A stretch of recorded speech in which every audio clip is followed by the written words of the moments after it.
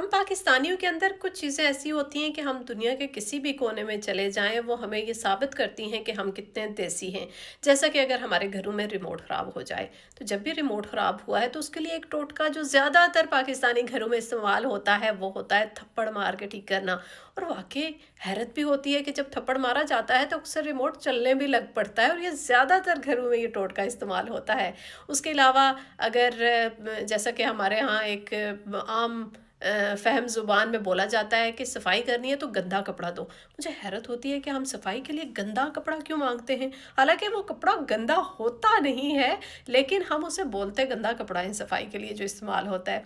उसके अलावा अक्सर अगर जैसा कि कौवा बोले तो पाकिस्तानी ये बिलीव करते हैं कि मेहमान ने आना है। अगर किसी के जूते के ऊपर जूता आ जाए तो कहा जाता है कि सफ़र पर जाना है। अगर बच्चा छोटा सो रहा हो तो उसके ऊपर से कोई गुज़र जाए तो ये हमारा बिलीव है कि इसका कद छोटा रह जाएगा। मुझे याद है कि अक्सर ऐसा होता था कि छोटा बच्चा सो रहा है और बहन भाई उसके ऊपर से गुज़र गया, तो अक्सर अम्मियाँ डाँटा करती थी और इसका कद छोटा रह जाएगा, और उस पर उनका यकीन भी होता था कि अगर बच्चा ऊपर से गुज़र गया है तो इसका यकीनन कद इस वजह से छोटा रह गया है। उसके अलावा जब पंखा हम साफ़ करते हैं तो हमें ये लगता है कि इसकी हवा अब बेहतर आने लग गई है।